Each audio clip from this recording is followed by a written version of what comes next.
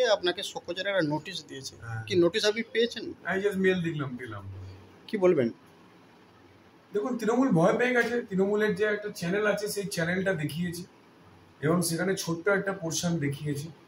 আমার বক্তব্য খুব ক্লিয়ার যে আপনারা দেখেছেন পিংলাতে, বারবাসীতে আমাদের ভারতীয় জনতা পার্টির ভাই শহীদ শান্তনু গোড়াইকে কিভাবে ওরা খুন করেছে। খুন করার পরে যখন বডি পাওয়া গেল ধান ক্ষেতের ওপরে, আপনাদের চ্যানেল থেকে শুরু করে মিডিয়া সবাই সেই ছবি দেখলো যে হাতে গামছা বাঁধা ধান ক্ষেতের ওপরে শুয়ে আছে। পুলিশ বলছিল যে এটা এফআইআর নয়, মানে এটা খুন নয়, এটা একটা স্ট্রোক হয়েছে। পরিবার সকাল 12টা থেকে থানায় বসে থাকে। আমাদের বিজেপি সভাপতি, জেলা সভাপতি তিনি যান, আমি যাই। এফআইআর পুলিশ কিছুতেই নিচ্ছিল না। লাস্টে রাত 10টার সময় ডিএমকে ফোন করি, তার নির্দেশে অ্যাডিশনাল এসপি আসেন। তিনিও বলছেন না এটা কি করে এফআইআর নেওয়া যাবে, এটা তো ডুবে মৃত্যু। ওনারা বলছেন এটা কি ডুবে মৃত্যু, মানে জলের মধ্যে ডুবে মৃত্যু। আরে জলটা কোথায়? ধান ক্ষেত। ধান ক্ষেতে যে ছবি আপনারা দেখেছেন যেখানে কোনো জল নেই। তো পোস্টমর্টম হওয়ার আগেই পুলিশ বলতে শুরু করে দিল যে এটা হলো ডুবে মৃত্যু, এবং তারপরে পরিবারের কাছ থেকে কোনো অ্যাপ্রুভাল নেয়নি, কোনো চিঠি, মানে পরিবারের কাছ থেকে কোনো অ্যাপ্রুভাল নেয়নি। না নিয়ে পুলিশ কি করলো, তড়িঘড়ি খড়গপুরের হাসপাতালে নিয়ে গিয়ে, চাঁদমারি হাসপাতাল থেকে নিয়ে পোস্টমর্টম করে নিয়ে চলে গেল মেদিনীপুরে। এবং তারপরে পোস্টমর্টম রিপোর্ট কালকে দিয়েছে, তাতে বলছে সেম কথা লিখেছে যে মদ খেয়ে ড্রাউনিং হয়ে মারা গেছে। ভাবতে পারেন, মানে পোস্টমর্টমের আগে পুলিশ বলছিল সেম কথা, আপনাদের মিডিয়া থেকে শুরু করে সবাই দেখিয়েছে। এবং তার পরের দিনকে পুলিশ, খুনের পরের দিনকে পুলিশ সকালবেলা গিয়ে পরিবারকে ধমকাচ্ছে, চমকাচ্ছে। আমার সামনে, আমাদের সবার সামনে, মিডিয়া সবার সামনে আইসি, ওসি, অ্যাডিশনাল এসপি সবাই মিলে ধমকাচ্ছিল, চমকাচ্ছিল যে তোমাদের এফআইআর নেওয়া যাবে না, তোমরা বয়ান চেঞ্জ করো। সেই পরিপ্রেক্ষিতে আমি যখন গতকাল বিডিও অফিসে যাই, ডেবরা ট্যামাগেরিয়া ব্রিজ, সেই ব্রিজের বালি অবৈধভাবে তোলা হয়, বালি অবৈধভাবে তোলা হয়। গ্রামবাসীরা এসে আমাকে বললেন, আপনাদের সবার মিডিয়ার সামনে বললেন।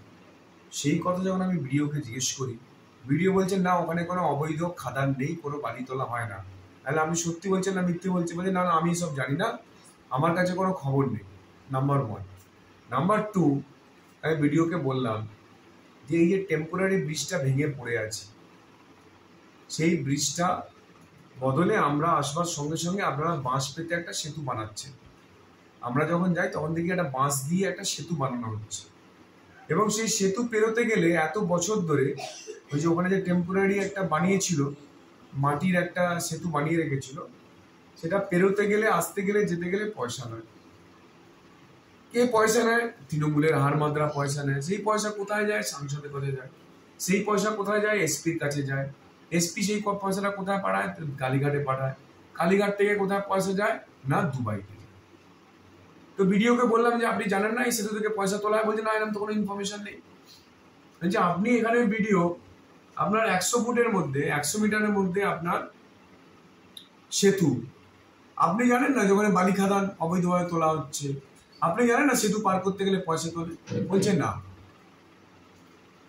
পরিষ্কার বলছে না, হাসতে হাসতে বলছে না। হাসছিলেন উনি, আপনারা দেখে থাকবেন, লাইভ করেছিলাম আমি পুরোটা, হাসছিলেন। তখন আমি বুঝলাম যে উনি সবই জানেন, কিন্তু কোনো একটা চাপে পড়ে উনি বলতে পারছেন না। তারপরে একজন বললেন গ্রামের যে ওখানে 300 গাড়ি বালি আটকে রাখা হয়েছে, অবৈধ বালি তোলা হয়েছিল, আটকে রাখা হয়েছে। তখন ভিডিও বলছে হ্যাঁ সেটা আমরা রেখে দিয়েছি। তাহলে এই মাত্র বলছিলেন যে ওখানে কোনো অবৈধ খাদান নেই, আবার বলছেন আপনারা এই বালি আটকে রেখে দিয়েছেন, তা তো আপনি সবই জানেন। তখন হাসছেন, কোনো উত্তর নেই। মানে কথার প্যাচে, কথার ফাঁদে উনি সবই বুঝিয়ে দিয়েছেন। সেই পরিপ্রেক্ষিতে দুটো পরিপ্রেক্ষিত, একটা পিংলায় পুলিশের ভূমিকা, দলদাস মমতার, দলদাস পুলিশের ভূমিকা, আর এখানে দলদাস মমতার, দলদাস বিডিও, এসডিওদের ভূমিকা।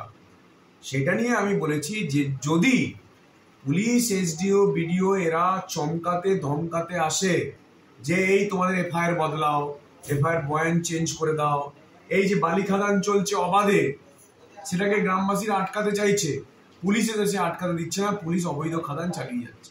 যদি আসে তাহলে লাঠি ঝাঁটা নিয়ে সেই পুলিশ, এসডিও, বিডিও কে আটকাতে হবে। এখনো বলছি যদি সেই অন্যায় পুলিশ গ্রামবাসীকে চমকাতে ধমকাতে আসে, এসডিও, বিডিও এসে তাদের চোখের সামনে যদি অবৈধ খাদান থেকে বালি ওঠে, তাহলে গ্রামবাসীদেরকে আটকাতে হবে। গ্রামবাসীরা না আটকালে এই অন্যায় দুর্নীতি চলতেই থাকবে। যখন পুলিশ গ্রামবাসীর বিরুদ্ধে কাজ করে, মানুষকে ন্যায় বিচার না দিয়ে কাজ করে, তাহলে এখানে বিচার কে পাবে?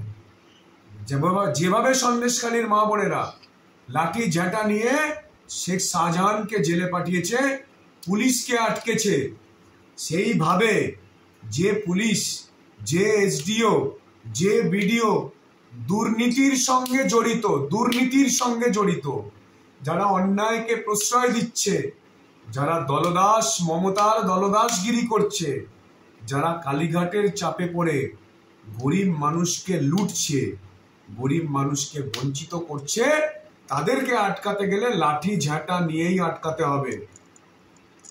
এই কথা পরিপ্রেক্ষিতে কি আপনাকে সকোচে নোটিশ করেছে? ভয় পেয়ে গেছে না। বালির খাদান নিয়ে কেউ আজ অব্দি প্রশ্ন তোলেনি। হিরণ চ্যাটার্জি গিয়ে বিডিওকে চ্যালেঞ্জ করলো এবং বিডিও স্বীকার করলো যে হ্যাঁ 300 গাড়ি আমি মাল আর বালি আটকে রেখে দিয়েছি। আমি প্রশ্ন করতে চাই পশ্চিমবঙ্গ সরকারের বিডিওকে, লাইভে তো আছে, আপনি তো বলছেন যে হ্যাঁ অবৈধ আমি 300 গাড়ি মাল আটকে রেখে দিয়েছি। তার আগে আপনি কি বলছিলেন যে আপনি কিছুই জানেন না। আপনি জানেন না নাকি যে সেতু থেকে রাস্তা পারাতে গেলে পয়সা দেয়, স্কুলের বাচ্চাদেরকেও পয়সা দিতে হয়। তারপরে আপনি কি বললেন, যখন আপনাকে বললাম তাহলে আপনি ওখানে কোনো বোর্ড লাগাননি,